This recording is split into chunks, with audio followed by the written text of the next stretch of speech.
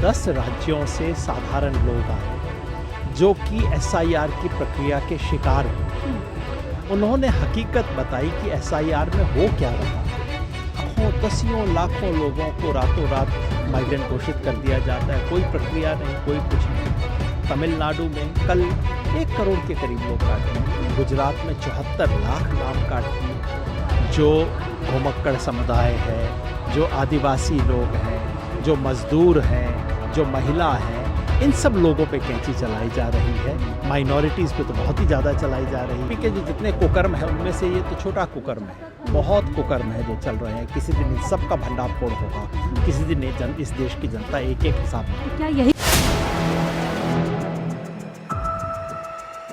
देश भर में जहां एक तरफ इलेक्शन कमीशन एसआईआर करा रहा है और साफ तौर पर कह रहा है कि वोटर लिस्ट का शुद्धिकरण किया जा रहा है, तो वहीं विपक्ष और कुछ सोशल कह सकते हैं कि सोशल एक्टिविस्ट लोग लगातार इस प्रक्रिया का विरोध कर रहे हैं। उसको असंवैधानिक बताते हुए एक साफ तौर पर बातचीत की जा रही है कि इससे वोटर का अधिकार कहीं ना कहीं जनता का छीना जा रहा है। दिल्ली के कॉन्स्टिट्यूशन क्लब में जहाँ पर कई आज बुद्धिजीवी लोग इकट्ठा हुए, कचहरी लगाई गई और साफ तौर पर नो एसआईआर किया गया। देवेंद्र यादव सर, आप भी इसमें शामिल हुए हैं, कचहरी में ज्यूरी थे, चीफ जो एक्स जस्टिस है वो मौजूद थे। क्या कुछ कहेंगे, क्यों नो एसआईआर कह रहे हैं आप लोग? देखिए, आज यहाँ कॉन्स्टिट्यूशन क्लब में 10 राज्यों से साधारण लोग आए जो कि एसआईआर की प्रक्रिया के शिकार हुए। उन्होंने हकीकत बताई कि एसआईआर में हो क्या रहा है। हमें बताया जाता है एसआईआर से वोटर लिस्ट का शुद्धिकरण हो रहा है। उन्होंने बताया कि शुद्धिकरण नहीं, ये तो कैंची चलाई जा रही है। उन्होंने बताया कैंची किस पे चलाई जा रही है। जो घुमक्कड़ समुदाय है, जो आदिवासी लोग हैं, जो मजदूर हैं, जो महिला हैं, इन सब लोगों पे कैंची चलाई जा रही है। माइनॉरिटीज़ पे तो बहुत ही ज़्यादा चलाई जा रही है। तो इसलिए उन्होंने कहा ये तो एक तरफा कैंची चलाने की कोशिश हो रही है, इसलिए ये प्रक्रिया शुद्धिकरण की नहीं है, ये तो वोटर लिस्ट को और भी ज़्यादा ख़राब करने की प्रक्रिया है। अब तक कोई बिहार में 45 लाख लोग जो हैं उनका नाम कटा और अभी कोई 6.5 करोड़ लोगों का नाम और कटने वाला है। तो ये तो शुद्धिकरण नहीं है ना वोटर लिस्ट का। कहते हैं कि जो विदेशी हैं, बांग्लादेशी है, रोहिंग्या है, उनको निकालेंगे। मैं कहता हूँ बहुत अच्छी बात है, वोटर लिस्ट पे जितने विदेशी हैं सबको निकाल दो। शुरुआत कहाँ से करोगे? शुरुआत तो आसाम से करनी चाहिए ना। आसाम को इन्होंने एग्जेम्प्ट कर दिया है कि नहीं, आसाम में कोई जांच नहीं होगी, आसाम के अंदर कोई कागज़ नहीं देखे जाएंगे। फिर मैं कहता हूँ अच्छा, फिर तो आप तो बांग्लादेशियों को निकालने वाले थे ना, क्या हुआ? वहाँ नहीं करेंगे, बाकी सब जगह करेंगे। तमिलनाडु में 1 करोड़ वोटर काट दिए, कोई फ़र्क नहीं पड़ता। उत्तर प्रदेश में मुख्यमंत्री कहते हैं अरे बीजेपी के वोटर कट रहे हैं, एकदम 2 हफ्ते का एक्सटेंशन मिल जाता है। ये क्या खेल हो रहा है? ये क्या चुनाव आयोग कर रहा है, या कि होम मिनिस्ट्री करवा रही है, या कि बीजेपी का हेडक्वार्टर करवा रहा है? इन तीनों में अंतर समाप्त हो गया है। इसलिए हम कहते हैं ये वोटर लिस्ट को साफ़ करने की नहीं, ये तो वोटरों का सफाया करने की मुहिम चल रही है, जो कि लोकतंत्र के खिलाफ है। क्योंकि लोकतंत्र का बुनियादी नियम ये है कि वोटर सरकार को चुनता है, सरकार वोटर को नहीं चुनती। ये काम हो रहा है। तो क्या यहाँ पर ये तय किया जा रहा है कि कौन किसको वोट देगा? यहाँ पर ये इस तरीके की एक लिस्ट बनाई जा रही है।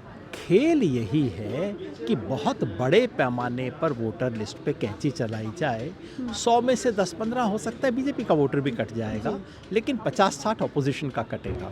कुल मिला के इस देश में चुनाव भी होंगे, चुनाव होने की गारंटी भी होगी और बीजेपी के जीतने की गारंटी भी होगी। ये खेल किया जाए। आखिरी सवाल, बिहार में हमने देखा एसआईआर करते हुए कई लोगों को जो है मृतक घोषित कर दिया गया था, जो खुद आपने सबूत के साथ जो है कोर्ट में पेश किया। यहाँ पर भी कई टेस्टिमनी मिली है, 1200 लोग जिनको कहीं ना कहीं ये घोषित कर दिया गया है कि लोग मर चुके हैं। ये क्या एक तरीका इलेक्शन कमीशन ने निकाला है? ये एक ही गांव के 1206 लोग जो कि जिनका घर पहले तोड़ा गया और उसके बाद में उन सबको मृतक घोषित कर दिया गया। मृतक का खेल तो है ही, उससे ज़्यादा बड़ा खेल है लोगों को माइग्रेंट घोषित कर देना कि ये लोग तो चले गए यहाँ से। लाखों, दसियों लाखों लोगों को रातों रात माइग्रेंट घोषित कर दिया जाता है, कोई प्रक्रिया नहीं, कोई कुछ नहीं। तमिलनाडु में कल 1 करोड़ के करीब लोग काट दिए, गुजरात में 74 लाख नाम काट दिए और ज़्यादातर को घोषित कर दिया ये लोग तो चले गए। भाई बिहार में लोग कहते थे कि चलिए बिहार से लोग बाहर जाते हैं, गुजरात में तो आते हैं भाई, तो गुजरात में कैसे हो गया? ये सारे देश से लोग छोड़ छोड़ के कहाँ जा रहे हैं? जी। विदेश जा रहे हैं क्या? ये पूरे देश में कैसे हो रहा है? इसका एक ही अर्थ है कि कुल मिलाकर इस देश में डिसएनफ्रेंचाइजमेंट हो रहा है, यानी कि लोगों को जो वोट का अधिकार मिला था वो अधिकार छीनने का काम चल रहा है। सर, पूर्व मुख्यमंत्री जीतन मांझी की एक वीडियो वायरल हो रही है जिसमें वो साफ तौर पे बता रहे हैं कि कैसे डीएम से सेटिंग करके वो चुनाव जीतते आ रहे हैं। हाँ, बीजेपी के जो जितने कुकर्म हैं उनमें से ये तो छोटा कुकर्म है, बहुत कुकर्म है जो चल रहे हैं। किसी दिन इन सब का भंडाफोड़ होगा, किसी दिन इस देश की जनता एक एक हिसाब में। तो क्या यही वोट चोरी की जा रही है इलेक्शन कमीशन? यही और नहीं, ना बीजेपी ना ना के बहुत मिलकर? कुछ चोरियां हो रही है, तो बहुत छोटी सी पॉकेटमारी का उन्होंने उदाहरण दिया है। चोरियां तो चोरियां, पॉकेटमारी भी हो रही है, चोरी भी हो रही है, कैसे डकैती भी रुकेगा हो ये रही सब है। कुछ? कैसे रुकेगा? लोकतंत्र में आखिरी दवा एक ही होती है कि जनता इसका हिसाब मांगती है, और अंत में हमारे जनतंत्र को बचाने का काम जनता को करना पड़ेगा। बहुत बहुत शुक्रिया हमसे बात करने के लिए। देवेंद्र यादव जी से खास बातचीत कर रहे थे। नो एसआईआर को लेकर के यहाँ पे प्रोग्राम किया गया है और साफ तौर पर देवेंद्र यादव जी का कहना है कि किस तरीके से वोटर लिस्ट की शुद्धिकरण के नाम पर इलेक्शन कमीशन कहीं ना कहीं जो मुख्यधारा पार्टी है उससे मिलकर के लोगों के वोटों पर केची चनाने का काम कर रही है। और यहाँ पर जिस तरीके की टेस्टिमनी सामने है उससे भी यही चीज़ देखने को मिल रही है। फिर चाहे बिहार का चुनाव रहा हो, बिहार में एसआईआर रहे हो, या अब जितने भी राज्यों में एसआईआर की गई है कि वहाँ एसआईआर किए जा रहे हैं जहाँ जहाँ चुनाव है, और कहीं ना कहीं भारतीय जनता पार्टी को फ़ायदा पहुँचाने के लिए इलेक्शन कमीशन एसआईआर की आड़ में लोगों का वोट काटने का काम कर रहा है। फिलहाल इस रिपोर्ट में देखते रहिए 4PM न्यूज़ नेटवर्क।